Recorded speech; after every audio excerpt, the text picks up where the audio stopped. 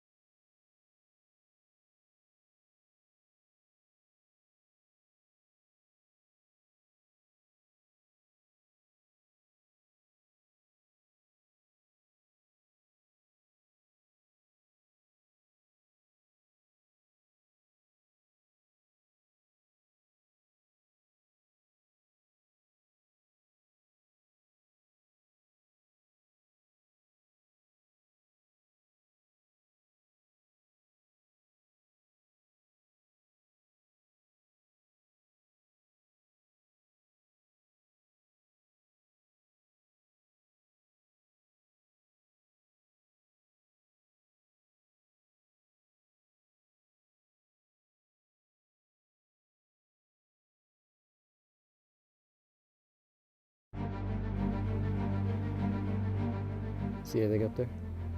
No, nothing yet. Look for yellow. Yeah, they're not going to be as white as the snow. No. You seen a lot of goats up here before? Yeah. Looks like good country. Judging by how inaccessible it is and miserable looking, and that's where I'd be if I were a goat. Yeah. I'd be up there laughing at hunters in red trucks. As much as I've coveted getting a trophy mountain goat, I've been putting off the arduous, slippery rock climbs like an overdue colonoscopy. I'm not getting any younger, however, so I figured now's the time. The memory of previously failed goat expeditions be damned. This will be the third time that I've come to British Columbia to hunt mountain goats. I've never taken one. This is one of those trophies I'm dying to get. I just don't want to die to get. So there's a lot riding on this trip. Yeah, it looks like a billy there standing on the rock timber, yeah. Just right at the bottom of it, way down low here in the timber. That would be nice. Jordan just spotted a goat up here quite a ways down. It's like halfway up instead of all the way up, which is really good news. It's only about a 2-hour hike up there instead of a 3-hour hike. We just went behind some rocks and timber. Be a nice spot if that's a good billy. That's encouraging. Well, the good news is the goats are here. Oh yeah. They're around. Damn, that's gonna be a climb. Hunting in wilderness, the kind of raw piece of the planet that has been unchanged by the hand of man, strikes me as altogether fitting. And the two places on Earth where the hunter seems more at home are Alaska and British Columbia. British Columbia is absolutely one of the greatest hunting destinations in the entire planet. It's certainly the most stunning country in all of Canada. You got all the mountain game here. You got great whitetails, you got great mule deer, you got sheep, you got great black bear, there's grizzly here, mountain lions, bobcats, lynx. I mean, it really is a sporting paradise up here in British Columbia, but it's the mountain goats that I'm coming after. And I tell you, 20 years ago, 2 different hunts, I tried to get a mountain goat because I've always viewed mountain goats as the absolute pinnacle of hunting in North America. Toughest hunt, live in these just ungodly places that are super rough, super dangerous in some cases. So you got to be careful about it. You got to know what you're doing. You got to be in shape. And I really want to get one of these trophies. Hunting any animal that lives in the clouds requires some risk. The thing about gravity is it never takes a day off. Slip on a ledge and it's not the fall that kills you, it's the landing. Anytime you do a dangerous game hunt, whether it's lion, it's buffalo, it's elephant, it's whatever it happens to be, mountain goat in this case, you want to have an outfitter, you want to have a guide that know what the heck they're doing. They've been in these situations, they're safe. And Shadow Mountain Outfitters is famous for really having a handle on all the best of this country. Our logo says we don't wait for luck, we make it. We make our luck happen. And my guys do it, and very fortunate to have the kind of people working for me that I have. You know, even though Jordy is only 23 years old, I mean, this guy's been hunting professionally now for 5 years, but he's been hunting his entire life in British Columbia. His father's a keen hunter, so he has lots of experience. He's just really savvy in how to hunt mountain goats and how to hunt mountain game in general. To prepare for a goat hunt there, you gotta, first off, start running and run and run. And when you think you've run enough, run some more, because there's no training to get in shape for this country here. It's some of the toughest, most rugged country you will ever hunt. You know, the trophy of a mountain goat obviously is in the horns. You want a big billy with heavy bases, big sweep, nice hook back. But the coat of this animal as well is just spectacular. And that means you want to hunt them late season. The animal with the long hair is really what the trophy's all about. In saying that, when you come into a hunt in November, biggest obstacle we're going to have could be weather. We started climbing the mountain, I mean, it was just a buster of a hunt to get up there. Look at this country. Wow. You'd think a goat would live up here. You got a couple inches of snow on loose scree, on loose rock, on leaves, on sticks and things like that. It can be treacherous. That's just the reality of it. It's nasty country. You start looking down and start thinking about your wife or your kids. And one fall in that country and that's it for you. It's over. Sometimes you do get in those hairy situations when you're goat hunting. You just got to keep going. But if you take your time and your guide is switched on, you can do it. You can get one of the greatest trophies this continent has to offer. Yeah, they got to be out of this wind, huh? What do you think? Are they going to be down on the lee side? Yeah, I think so.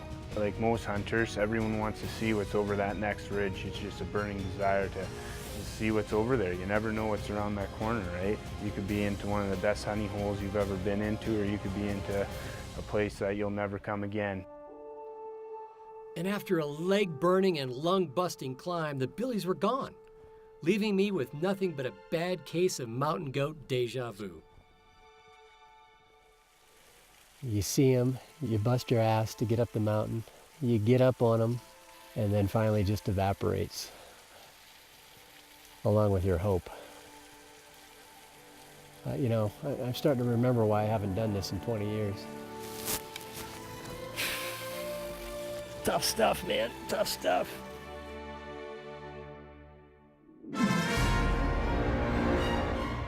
Two yellow billies, real dirty. Bottom, that's a damn good goat. Yields a billy of my dreams. Find out when we return to British Columbia after the break.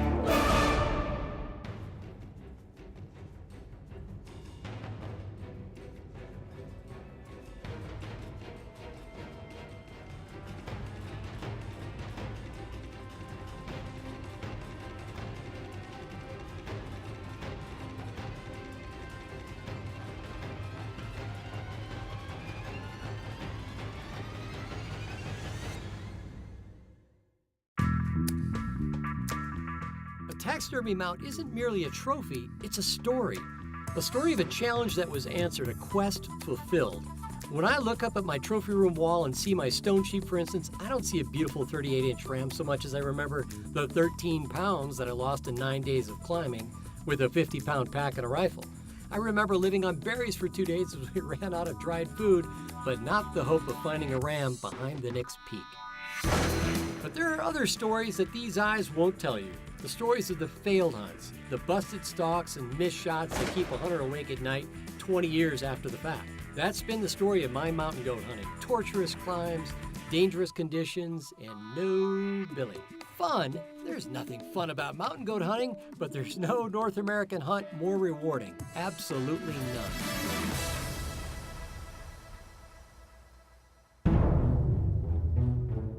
So the next morning we get back out there. It's a great area. It's one of the best areas in the entire concession, quite frankly. It consistently has goats. And sure enough, as soon as we get there, we started seeing nannies and kids. See a Billy come out. Almost looks like he's sitting on his butt. So we look up at this long wash, and sure enough, that's where they're hanging out. Two yellow billies, real dirty. Bottom, that's a damn good goat. Just have about a 4,000 foot leap. And you're thinking, all right, by the time we get up there, it's going to be 2-3 hours later. Where are they going to be in 2 or 3 hours? All this stuff is kind of running through your mind, but at the end of the day, you got to commit at some point, and you have to commit early enough to make sure you have enough time to get up there. Up and over, huh? Shall we? Let's do it. When you're on the bottom of a mountain and you look up and you see a billy goat all the way at the top of the slope, you just look at it and you go, it might as well be on the moon. It just gives you that sense of, oh my God, how would I possibly get up there? And all you have to do is take one step at a time. It's sort of like that expression of eating an elephant. You do it one bite at a time. Just like you hunt a mountain goat, one step at a time. And don't keep looking at how far you have to go. Look down and say, that's how far I've come. All right, almost to the top of the Matterhorn. Check it off the bucket list. Yeah. Close. Do you have to be in good shape to hunt a goat? Absolutely, you have to be in good shape to hunt a goat. But you have to be tough mentally as well. That's really the key as much as anything else. When you get to the top of the mountain, you miss a shot or you blow a stalk, whatever happens, you know you're going to have to get back down and you're going to have to come back up. And you have to do it as many times as it takes to get up there, and you have to mentally know, I'm going to do what it takes to get this goat. We crested the summit only to find that, once again, our goat had disappeared in the snowy crags of British Columbia. My own personal Groundhog Day continues, making me wonder if this epic journey will ever have a payoff. So we sat there, just dejected. We had just made this enormous climb, the second one, and you're so committed at that point, that sensation of, my God, how many of these do I have in me? That just sucks. There's no other way to put it. That's tough. That's a tough one to swallow right there. You march down off the mountain again for the second time without a goat. I mean, it's a feeling of dejection, of frustration. Yet at the end of the day, if you finally get that goat, you know it's going to be the most memorable trophy you've got. Yeah, it's gonna make him just that much more memorable when we finally get him.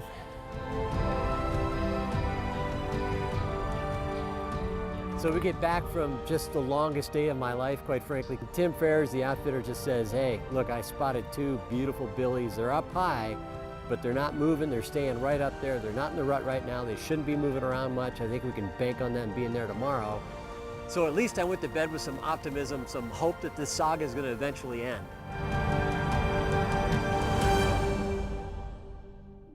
Look down my left and about maybe 60, 70 yards away, here's these two goats bedded there. And This is it. If it doesn't happen on this particular stalk, then a 20-year quest continues, because it isn't going to happen on this trip.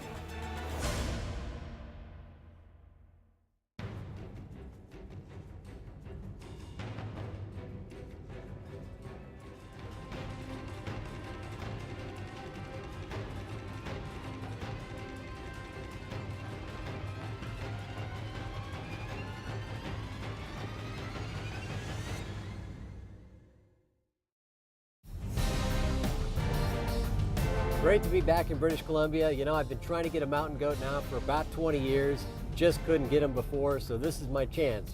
Gotta love these Rams, especially the heavy duties like this. Gonna be up in the mountains, you might have to tow some stuff, and it's just got all the beef you need. These Cummins diesels are just amazing engines. It's really why you see them dominate in the mountain country. You start with the Ram first, and then you get up the mountains by your feet, and it's a long climb up to where the goats live. Goat hunting is about pushing yourself harder than you ever thought possible, about keeping the faith even after multiple fruitless climbs to the top of the peaks when you just didn't think you had one more climb in you. So we got 2 billies and a nanny. Really long nanny. Can't really tell for sure on the billies. They look good. And then there's another nanny and a kid that just came out as well. They're all working their way up this long, steep draw. You know, if ever there was a form of hunting that demanded great optics, it's mountain goat hunting. You want to know exactly what you're going after, and that's why a great spotting scope, great binoculars. I use Weavers, which are really terrific glass. That's a damn good goat. It's a long ways away, but we figured we could do her.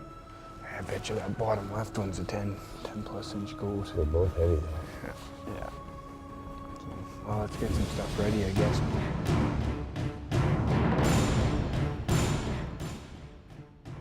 So we start climbing, once again, one step at a time, just take it one step at a time.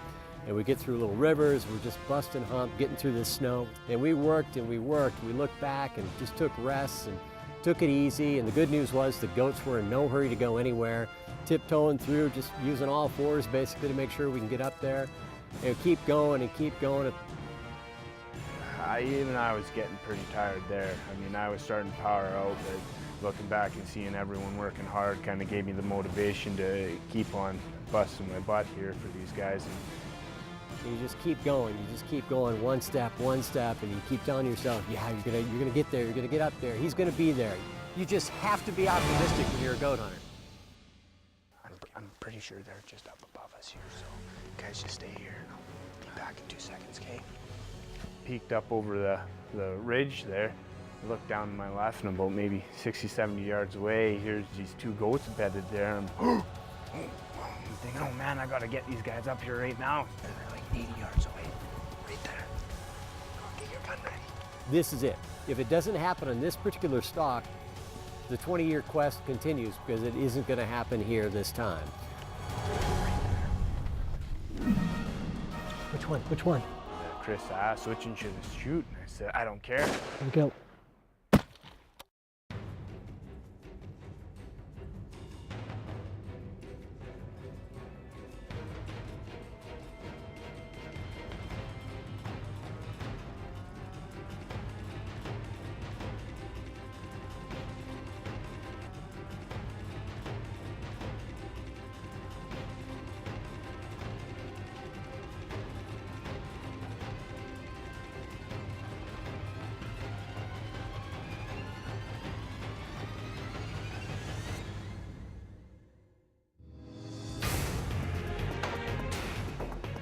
Getting within rifle range of a beautiful billy after so many failed attempts seemed surreal. Now what, I thought? I've never gotten to this level in the game. All this is kind of running through my mind as I'm kind of getting the rifle ready, just chambering around, getting ready to ease up over the crest. There, at 80 yards, was sitting the pot of gold at the end of my rainbow spanning 20 years. Which one? Which one? Chris asked which one should I shoot. I said, I don't care. Whichever one stands up first kind of thing. And sure enough, the big guy stands up first.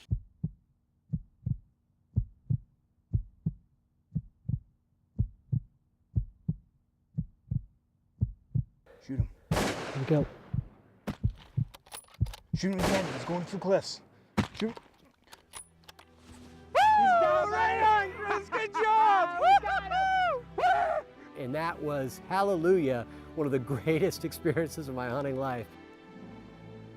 We got him. He's right there, man. Still moving a little bit. Still moving a little bit. Just. God, he's not going anywhere. He's got 2 broken shoulders. Woo! We got him, man. Good job, buddy. Good job. It was relief, it was elation. You know, I may need therapy after this, but it was just a fantastic, epic hunt. 20 years in the making. We got a dead goat right down there. This is the 3rd trip to BC to get a goat, and I finally got it done. And by God, this is about the last hike I had in me, too. That's the first one right there. Never have another first one. No, that's for sure. I have a feeling that's my last one, too.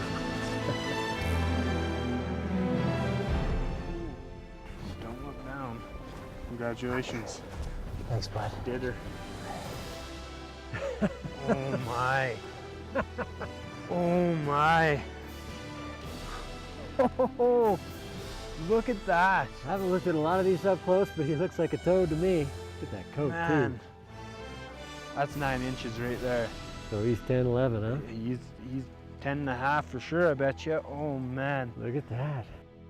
the biggest goat I've ever been on right here.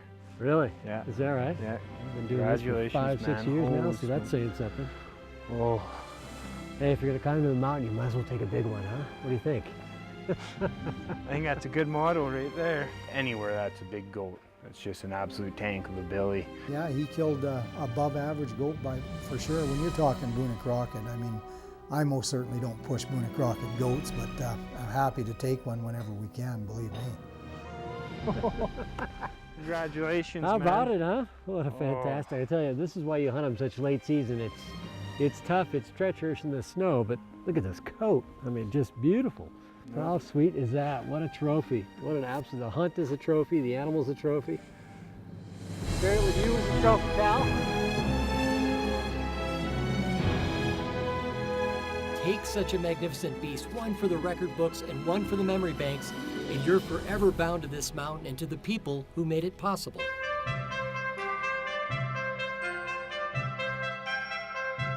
One of the best parts of taking a truly epic animal, and I'm talking about a record book beast that took every ounce of grit and guile to secure, is the chance to see it come back to life thanks to the works of a skilled taxidermist, a guy like Mike Jankowski of Denver's famed Artworks Taxidermy Studio. Ta-da! What do you think? Wow, look at this guy, man. Holy criminy. Being around the animals and being able to mount them and see them come to life is almost like taking the animal yourself.